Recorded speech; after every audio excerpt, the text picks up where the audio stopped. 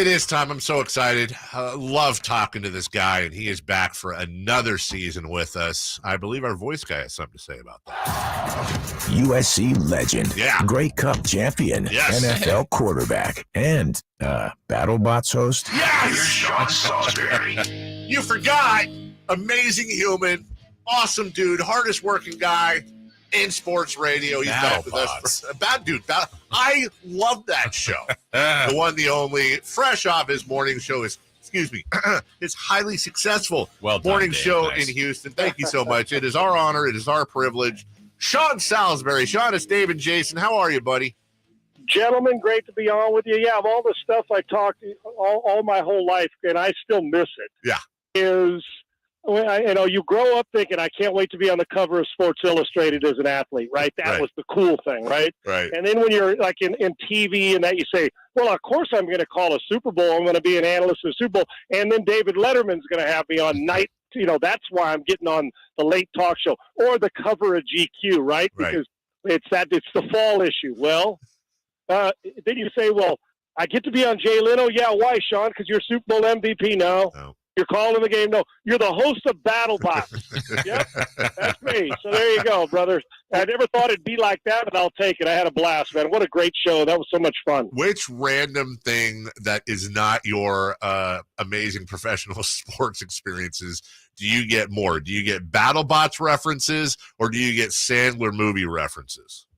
Probably because because the original BattleBots, and they'll air it sometimes, but because BattleBots come on once in a while with a different group, they don't realize like the first three seasons, and no offense, but the original is far better than it is now. And not just, but Bill Dwyer and Bill Nye the Science Guy, those guys carried me. I just had a blast doing it, and it was a phenomenal the way Comedy Central treated us. But the movies probably because of they're on. I mean, I'll watch TNT. I'm sitting there, and all of them are running. I say, "Great, send that residual check. I'll take that in the mail still." But I would say that.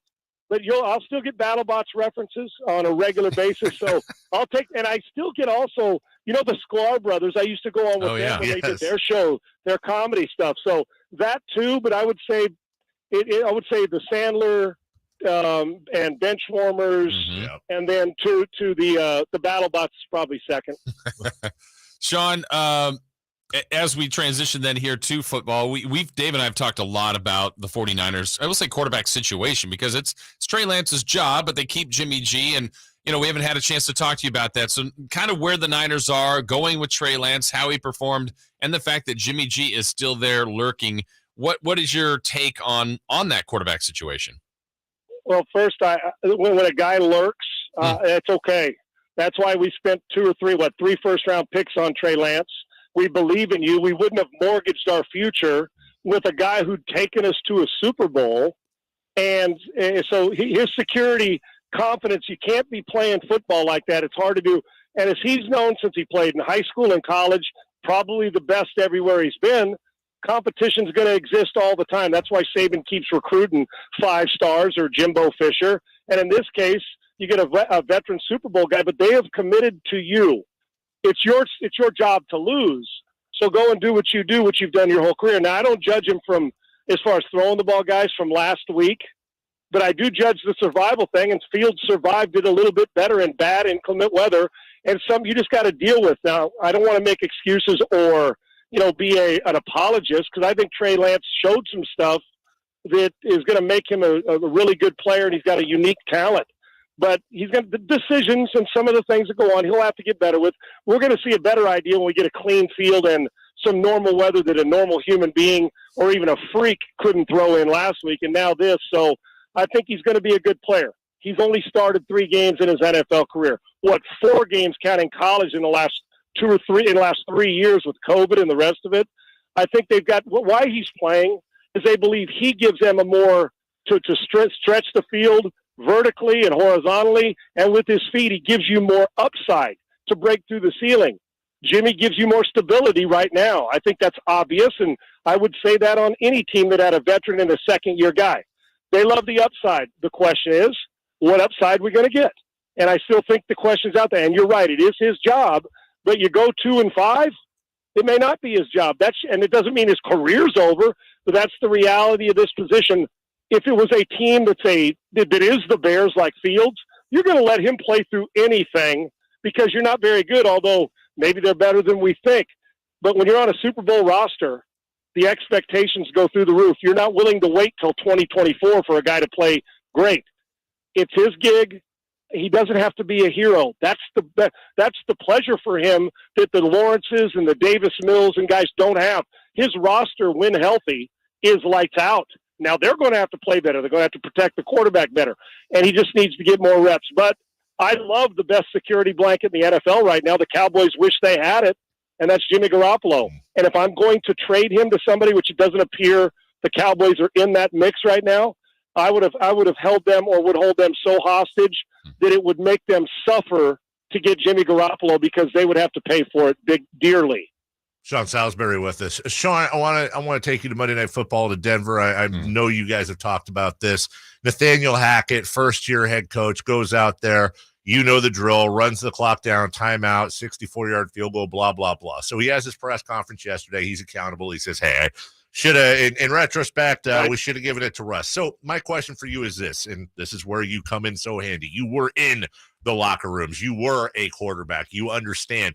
Are they appreciative of the accountability? Are they second-guessing their coach? What was your whole take on Hackett's deal at that press conference?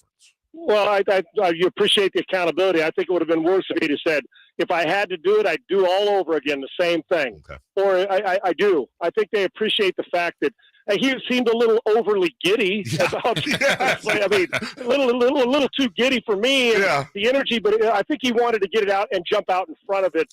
So all the hot take shows on television, and they're still going to get after him. So I do love that he went in there and said, and he probably told his team at the meeting, you know what?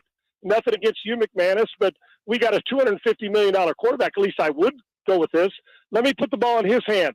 He gives me two. I get two things that keep me afloat. If that was in Denver, I'm not. But it's Seattle. He made the wrong call. He jumped out in front of it, admitted it. Now, for players, it's just don't do it again. Don't question yourself in that situation again. Your job is to give us the best chance to win, and the best chance to win on 4th and 5 is Russ Wilson when it's 64 yards. If it's 58 yards, 54 yards, the dumb move would have been to go for it on 4th and 5. Sure. And think about the narrative, guys. He jumps out in front of it, so they're going to believe in him, and he's been at a place where they've won in Green Bay. Lovie Smith still got something to prove because I think Lovie Smith played not to lose as opposed to win. That's for another day. And look what Brian Dable did with his team. Yep. Not only did he get it on 4th down, you went and said, we're going to win and do it now. So even if he'd have lost in his locker room, they will rally around him. I like a transparent coach. He was just a little bit overly giddy. Russ Wilson should have had the ball in his hand on 4th and 5. Yeah, I'm with you, Sean. I'm glad you said it the way, because you played, wouldn't an entire team be more for aggressive coaches, going for it, believing in players? I just think that's the way you've got to coach nowadays. Well, especially when you say, what do we always hear, guys? We hear it from Lovie and Brian Dable and Nathaniel Hackett. We want culture change, right? Mm-hmm. We want to make sure the players, the trust. See, the days of, some may still operate by, but the days of command and control leadership, do it my way, this is the way we're going to do it, and I'll never, if I faced it again, I'd do the same thing. We're more in an inspire trust type thing now where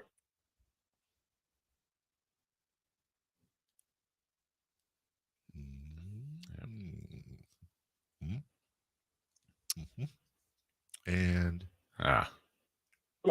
how, imagine what the response is going to be after. And if you lose, at least you can look your players in the face and say, you know what? I got to get better. I ask you guys to do it and to make decisions. I will too. Yes, I'll always rally around a coach who admits when he's wrong, but also puts the trust in us. It's like when you go down to the goal line. If you tell me we're going to be physical and then on 4th and 1, you decide to throw it from the gun or don't go for it, you've already peed in my face and tell me it's raining by saying, oh, I don't trust you. I think players ride on that trust and inspiration, and I think those are the type of leaders you want. And one game doesn't make a leader, but you get a full season to prove to them that you buy in and that they buy in. last thing, A, because they're still semi-local. We have a lot of fans here. B, I know it's your guys. The Las Vegas Raiders lose to a very good, we think, Chargers team. Bottom line is this: 3 interceptions from Derek Carr. He also put the ball on the ground a couple of times. I'm not going to ask you to grade that performance specifically. What I am going to ask you, as a guy who was a quarterback, as a guy who coaches quarterbacks, nobody knows the position better than you. Can Derek Carr lead the Raiders to a Super Bowl if he has that talent around him? Can Carr be the guy? Yeah, he can. I think he's shown us he's a good player. And you're right, grading the performance, he was awful. Yeah. Not only that, he took a couple sacks at the end by holding the ball too long that you'd tell a rookie not to do. And he's been in the league long enough to know better.